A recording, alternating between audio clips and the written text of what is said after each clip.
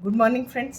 मैं डॉक्टर सुमन शर्मा अपने इस यूट्यूब चैनल पे आपका स्वागत करती हूँ।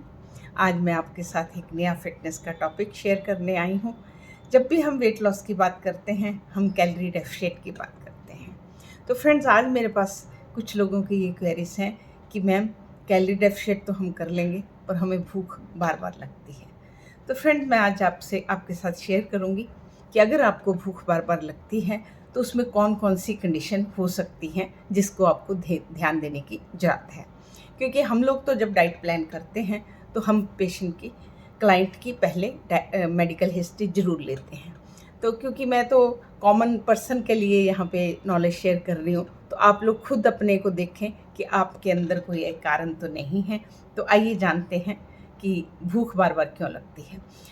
बार बार भूख लगने को हम पॉलीफेजिया नाम की टर्म से जानते हैं, ज़्यादा भूख लगना।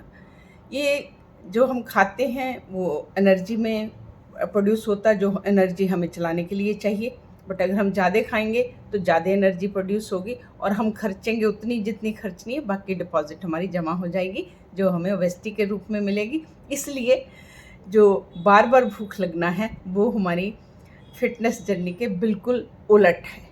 तो इसलिए मैं आपको समझाती हूँ भूख बार बार क्यों लगती है। फ्रेंड्स, कुछ मेडिकल कंडीशन हैं जिनमें भूख बार बार लगती है।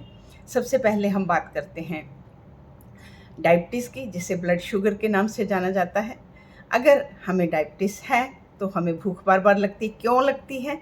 क्योंकि वो जो हमारा ब्लड में शुगर है वो सेल्स में नहीं जा पा रहा। सेल्स बिना एनर्जी के रह रहे हैं और वो जो शुगर है वो यूरिन के थ्रू बाहर जा रहा है। तो सेल को एनर्जी नहीं मिली, वो आपको भूख लगाता जा रहा है, आप खाते जा रहे हैं और वो बाहर जाता जा रहा है। इससे आपको न्यूट्रिशन भी नहीं मिली और आपकी परेशानी भी हुई। तो भूख आपको शुगर में बार बार लग सकती है। तो अपना शुगर को कंट्रोल में रखें। नंबर 2 पे हम बात करते हैं, अगर आपको लो शुगर होती है। अगर आपकी शुगर डाउन चली जाती है, आपको थकान होती है, आपको पसीना होता है, आपको परेशानी होती है, तो उसमें भी भूख हमें ज़्यादा लगती है।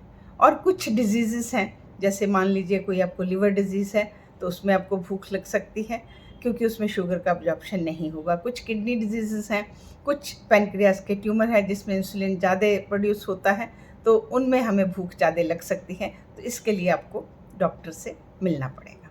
उसके बाद बात करती हूँ मैं प्रेगनेंसी की।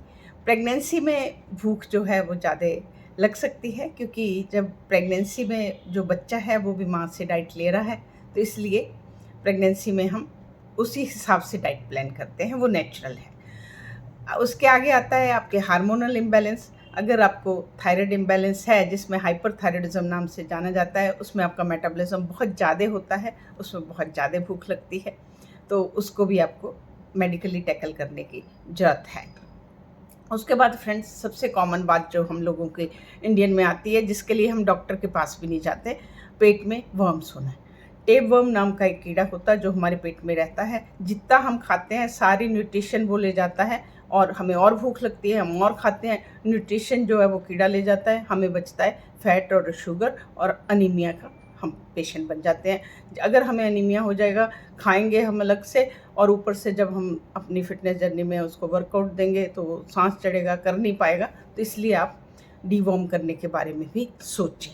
अगर आपको भूख ज़्यादा लगती है तो आप एक बार ज़रूर सोचें। और डीवॉर्म बारे में मैं आपको एक टिप देती हूँ, अपने डॉक्टर से मिलिए, 6 महीने में एक बार पूरी फैमिली को डीवॉर्म करें। फैमिली से भी आगे आपका कुक आता है जो खाना बनाता है। अगर आप सबने फैमिली ने डीवॉर्म कर लिया और कुक को नहीं किया तो आपका सेम जो जहाँ से वो आ रहा है सोर्स, वो रहेगा और आपको वर्म्स आने ही आने। तो अपने कुक का डीवॉर्मिंग एंड उसके नील्स मेनली हम लोग नोट करते हैं कि जो हमारी कुक्स होती हैं उनको बोलो भी तो भी वो बड़े बड़े नेल्स रखती हैं और वो इस बात पे एग्री नहीं करती कि मैं काटूं। तो आप अपने कुक के नेल्स पे ज़रूर ध्यान रखें। और उसके बाद बात करती हूँ मैं, प्री मेंस्ट्रुअल सिंड्रोम होता है जिसमें पीरियड्स आने से पहले लेडीज़ को ज़्यादा भूख लगती है। तो उसमें खाना है, भूख लगती है क्योंकि हार्मोन चेंजेस है। पर जब आपको पता है कि वो टाइम है, 14 दिन के बाद आपका वो टाइम इस टाइम आ रहा है, हार्मोनल ज़्यादा होने से आपको भूख लग रही है, तो माइंडफुल खाइए। आप ऐसी चीज़ें ना खाएं जो ज़्यादा कैलोरीज देती हैं। जब आपको पता है इससे मेरे वेट गेन होगा। अगर आप उस टाइम में ज़्यादा खाएंगी तो आपको वेट गेन होना ही होना है। उसके बाद फ्रेंड्स हमारी बहुत सारी दवाइयाँ हैं, कुछ एंग्जाइटी की दवाइयाँ हैं, कुछ एलर्जी की दवाइयाँ हैं, डिप्रेशन की दवाइयाँ हैं, साइकोसिस की दवाइयाँ हैं, कुछ स्टीरॉइड हैं जो कि हमें ज़्यादा भूख लगाने की ताकत रखते हैं। दवाइयाँ हमें ज़रूर खानी है, हम छोड़ नहीं सकते, पर साइड बाय साइड हमें पता है उनका साइड इफ़ेक्ट, हमें ज़्यादा भूख लगाना है तो हम हेल्दी मील्स जो हैं उसमें हेल्दी चॉइसेस ऐड करके उससे बच सकते हैं। उसके बाद फ्रेंड्स मैं बात करती हूँ आपकी स्लीप की। स्लीप का हमारे बार बार भूख लगने में बहुत बड़ा योगदान है। अगर आप प्रॉपर स्लीप नहीं लेते, 6 से 8 घंटे की स्लीप नहीं लेते, तो आपके बॉडी में एक घर्लिन नाम का हार्मोन, जो आपका स्टमक, जो आपके खाने की थैली निकालती है, वो ज़्यादा निकलता है। जब आपका घर्लिन हार्मोन ज़्यादा होता है तो आपको बहुत भूख लगती है और आपका वेट गेन होता है, और आपकी इच्छा भी वही चीज़ें खाने को करती हैं, जैसे चॉकलेट है या फैटी चीज़ें, सैचुरेटेड फैट वाली पिज़्ज़ा है, ऐसी जैसी चीज़ें, पैटीज़, ऐसी चीज़ें खाने का मन होता है अगर आप अच्छे से नहीं सोते। तो आप स्लीप पे काम करें। उसके बाद बात करती हूँ मैं फ्रेंड्स वाटर की। जब हम वाटर की बात करते हैं, हम अपनी फिटनेस जर्नी में आपको 2-3 लीटर वाटर पीने के लिए बोलते हैं। ये यहाँ पे कैसे भूख लगाने में कैसे मैं बता रही हूँ आपको कि भूख में और प्यास में बहुत थिन लाइन का डिफरेंस है। कभी कभी हमें लगता है भूख लग रही है, पर हम पानी पीते हैं तो उसके बाद काफ़ी देर हमारा फुल हो जाता है, तो हमें उस टाइम का खाना बच जाता है।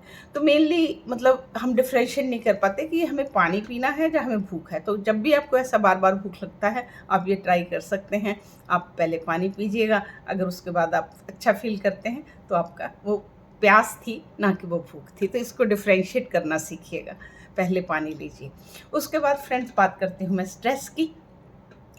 स्ट्रेस जो है वो हमारे बार बार भूख लगाने में बहुत योगदान प्ले करता है। कॉर्टिसोल नाम का हार्मोन है, जब वो हमारी बॉडी में निकलता है तो वो हमें ज़्यादा भूख लगाता है, हमें इरिटेशन देता है, वेट गेन होता है। तो हमें अपना स्ट्रेस के लेवल को भी कंट्रोल में रखना है। वो हम अपनी वॉक से रखें, मेडिटेशन से रखें, योगा से रखें, अपनी हॉबी पाल के रखें, कैसे भी रखें। तो आप अपने स्ट्रेस लेवल को कंट्रोल में रखिए तो आपको भूख नहीं लगेगी।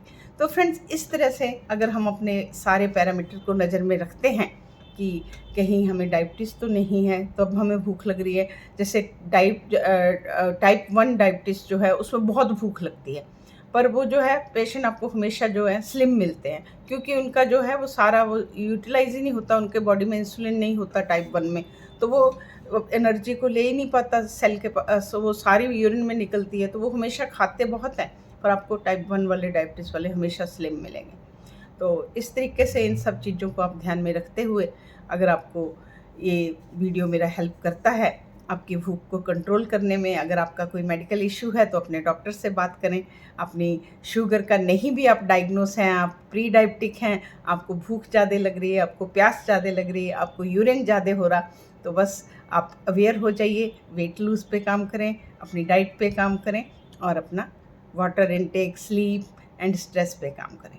तो इन सब चीज़ों को अगर हम ध्यान में रखेंगे तो हम अपने फिटनेस जर्नी पे आराम से पूरे उतरेंगे। तो इसी के साथ फ्रेंड्स मैं आपसे विदा लेती हूँ। कल मैं एक नए टॉपिक के साथ आपसे मिलती हूँ। नमस्कार।